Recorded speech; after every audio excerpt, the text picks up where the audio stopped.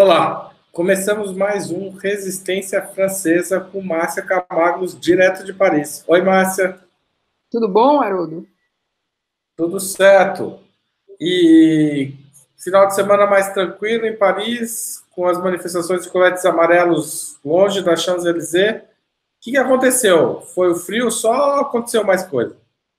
Bom, sim ou não, né? Sim e não. Na verdade, a gente tinha até conversado no último programa sobre a questão do terrorismo, que essa bomba só não explodiu no colo do François Hollande, essa bomba de insatisfação, devido ao terrorismo que unia ali o povo francês em torno de um inimigo comum, contra um inimigo comum. E no dia seguinte que a gente conversou sobre isso, houve de fato um atentado terrorista em Estrasburgo, em pleno Feira de Natal, que é um evento tradicionalíssimo que atrai gente do mundo inteiro. Mais de 1 milhão de pessoas visitam a cidade nessa época do ano. E um rapaz chamado Xerife Chekaf saiu atirando, feriu várias pessoas na hora, matou 2 e 3 vieram a morrer posteriormente, e isso causou uma consternação muito grande no país inteiro. E pela primeira vez, depois de um mês, a gente ligava a televisão e via coisas que não fossem notícias, que não fossem sobre os coletes amarelos, né? A gente antes ligava a televisão a qualquer hora do dia ou da noite ou da madrugada, só havia notícias sobre os coletes amarelos, debates com estudiosos, pesquisadores, políticos, etc. E a partir do atentado, durante 2 dias, realmente houve uma programação toda voltada para isso, mesmo porque o terrorista fugiu e demorou 2 dias para ser capturado e morto. E isso causou, como eu disse, uma Não é um comoção. atentado pequeno, né? Apesar de ser cometido por uma pessoa só, o resultado é bastante. 5 mortos, mas foi a primeira vez que a França foi atacada, o terrorismo atacou a França depois da posse do Macron. Eles achavam que tinham, enfim, superado totalmente esse problema, mas ele continua presente, porque se aconteceu ali, quer dizer que pode surgir em outras partes de Paris e da França, bom, inclusive em Paris. Isso arrefeceu um pouco os ânimos, houve uma certa divisão ali entre os próprios coletes amarelos, o Benjamin Cauchy, que se diz um dos líderes autoproclamados, porque na verdade não há líderes, pediu, inclusive, que fosse cancelada essa manifestação de sábado em respeito aos mortos.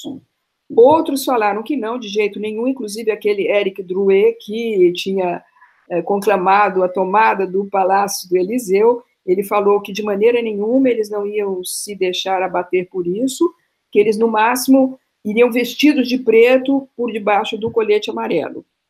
Bom, mas, na verdade, houve, além disso, um frio intenso, principalmente em Paris, com a temperatura entre 2 e 1 graus, mais a sensação térmica de -4, por causa da chuva e da umidade extrema. A gente saiu assim, ia tirar fotografia, filmar, as mãos congelavam, você tirava a luva, 2 minutos você não aguentava mais.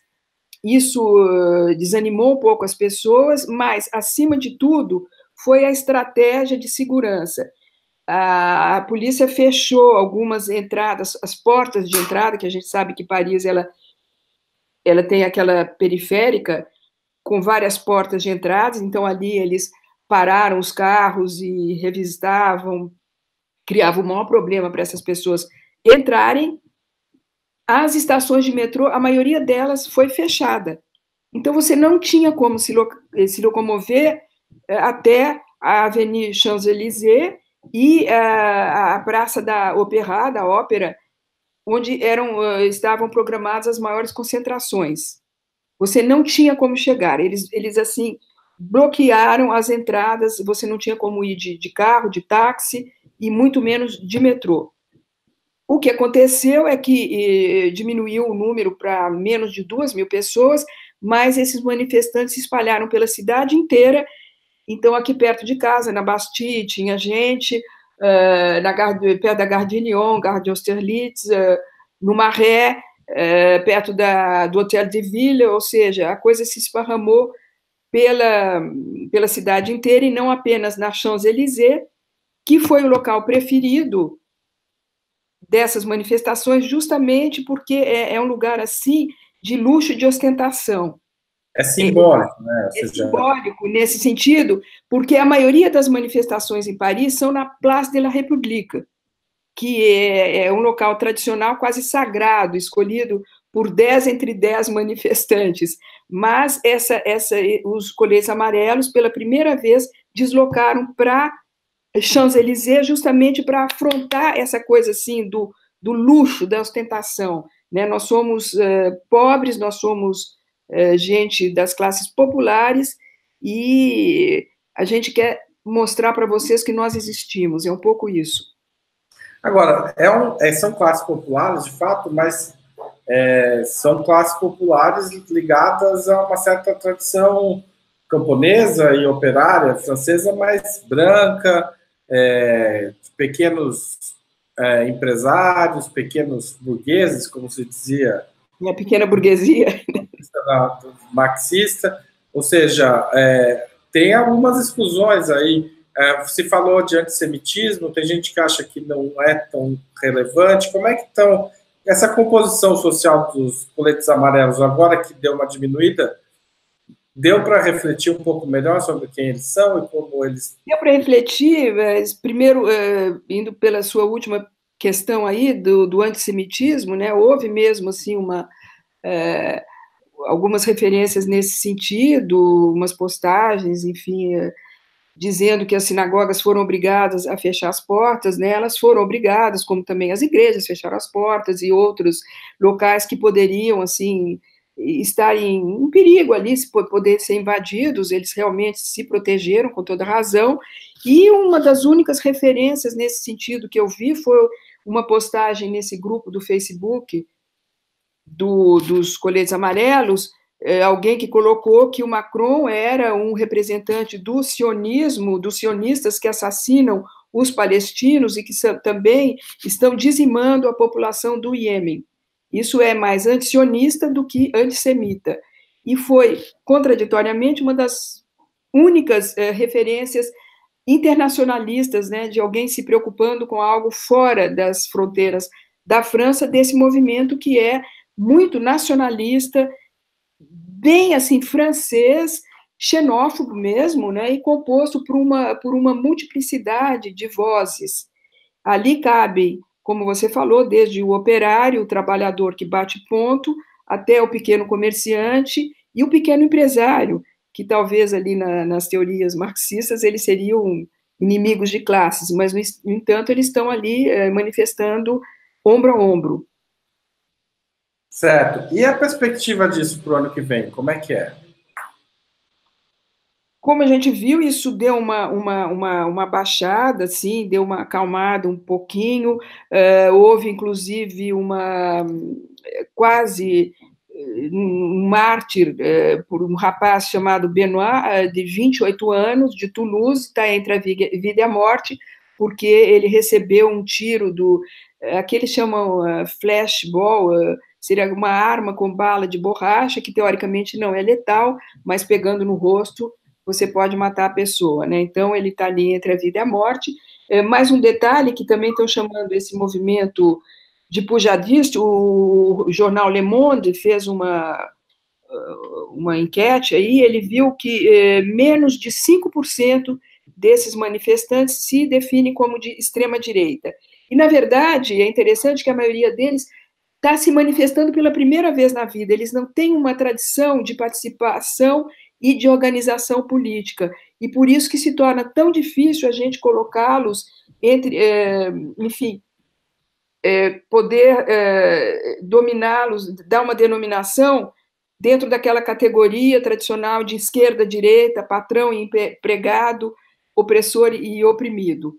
E essa questão deles dizerem que eles são pujadistas, né, em referência ao Pierre Pujade, que foi um líder sindical dos anos 50, nasceu em 20, e que é um movimento, assim, que o pujadismo define os movimentos que defendem os comerciantes e os trabalhadores, que condenam a ineficácia do parlamento e defende a luta dos pequenos contra os grandes. E esse movimento tende a ser retomado a partir do ano que vem, talvez devido às festas de Natal e tudo, ele vai dar uma baixada, mas já há um chamado para o ato número 6, no sábado que vem, também aqui em Paris. E só mais um detalhe também, a gente não pode esquecer que não é só em Paris que isso está acontecendo, em várias outras cidades da França inteira também ocorre, e nas estradas, há esses bloqueios nas estradas, nos cruzamentos, tentando impedir, inclusive, o abastecimento dos pontos ali de mercadorias, para tentar ferir a economia francesa ali no coração mesmo, para que o governo escute essas vozes.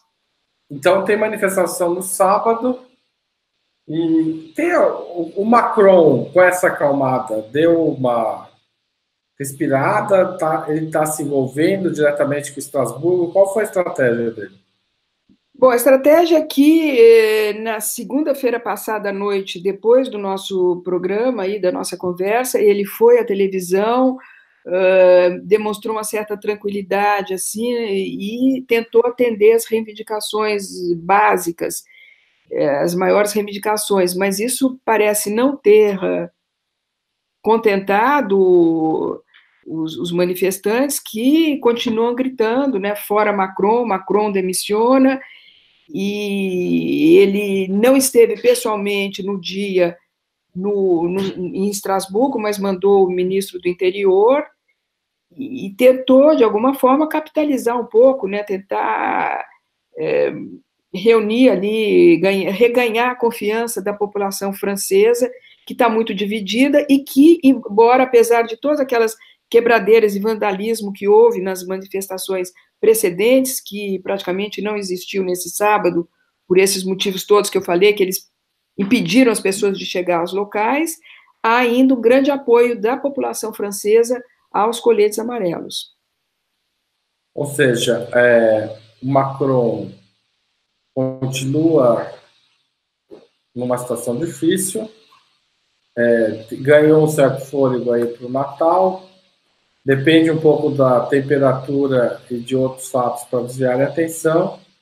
E a esquerda? A esquerda, o Partido Socialista, o Partido, a nova esquerda anticapitalista, como é que está reagindo diante desse cenário de enfraquecimento?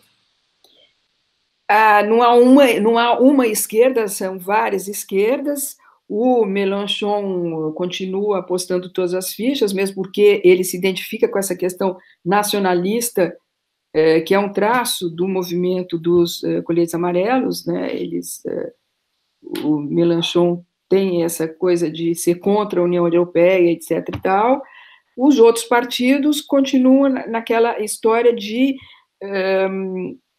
apoiar esse movimento popular e legítimo, que, né, é obviamente legítimo, no que eles têm de comum, que é maior justiça social, maiores benefícios para as classes trabalhadoras, e eles, inclusive, com bandeiras, com as próprias bandeiras deles.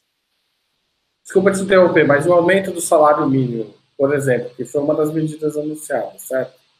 Mas eles dizem que isso não é suficiente, que há outras reivindicações, que, inclusive, nesses últimos 2 anos do governo Macron, houve sistematicamente mobilizações e passeatas contra a lei do trabalho, que era algo mais ou menos parecido com o que ocorreu aí no Brasil, tirando a maioria dos direitos trabalhistas conquistados a longo termo. Então, eles veem nesse movimento dos coletes amarelos uma oportunidade para trazer de volta todas aquelas bandeiras e aquelas lutas tradicionais, enfim, que eles estavam ali reivindicando ao longo de todos esses anos. Quer dizer, há vários pontos de convergência entre as reivindicações dos coletes amarelos e das organizações sindicalistas e mesmo de alguns partidos políticos de esquerda. Há muitos pontos em comum e convergências, mas há outros que são diferentes, né? Que são assim, que escapam ali dessa questão dessas categorias, porque eles reivindicam no fundo, eles não querem tomar o poder e nem são contra o capitalismo. Eles querem uma fatia maior dentro do próprio capitalismo. Eles querem que os grandes paguem mais e os pequenos paguem menos. Mas eles não são contra a existência desses grandes, desses gigantes, das grandes fortunas.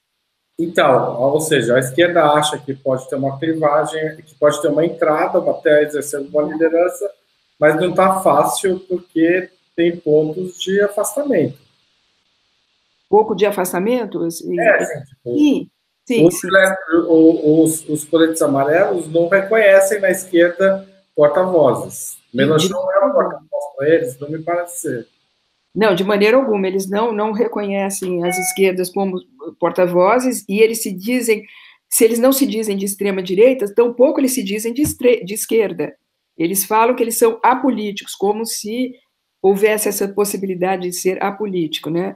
Mas, na verdade, eles, assim, repudiam muito essa questão das esquerdas, eles não querem ser identificados com esses movimentos de esquerda, nem com sindicatos e nem com os partidos políticos. Eles dizem que eles começaram sem eles e querem continuar sem eles, que eles não precisam deles. Eles veem isso com muito orgulho até, sabe? Que eles não dependem dessas organizações tradicionais que sempre batalharam e lutaram pelas melhores condições de vida das classes trabalhadoras. Agora, tem rechaço, porque a gente, por exemplo, se alguém for com bandeira vermelha numa manifestação dessa, será bem recebido ou não? Olha, se for um gato pingado ali no meio, talvez possa haver algum problema, mas eles saíram, a CGT, o Partido Ouvrier Independente, Democrático, o Solidaire, eles saíram com as suas próprias bandeiras, mas eles foram mais para o lado da Place de la République, dizendo que apoiam, que eles estão ali no meio do contexto inteiro, estão juntos, mas separados, é um pouco isso. Ou seja, em 2019 que a gente vai ver quem que vai ganhar essa briga pelos coletes amarelos de verdade, é isso? Exatamente. Continuamos acompanhando de perto esse movimento que parece que não vai terminar tão cedo. Márcia, já estamos aqui há mais de 15 minutos conversando, ou perto disso, eu perdi um pouco o controle aqui, mas porque a conversa foi ótima. Obrigado, a gente volta a se falar, se der a semana que vem, senão a gente fala em 2019, né? Tentando compreender essa realidade tão complexa e tão difícil, né? Você não pode, assim, definir de uma forma, assim, muito simplista, tem que... há muitos fatores e muitas vozes. Assim, né? Não é simples. Mas estamos aqui, então, vamos continuar. E vamos lá, as pessoas têm gostado muito do programa e a gente quer que a gente continue com Resistência Francesa. Muito obrigado, até mais e bom frio aí para você, porque aqui tá quente demais. Muito obrigada, tchau. Tchau, tchau, valeu.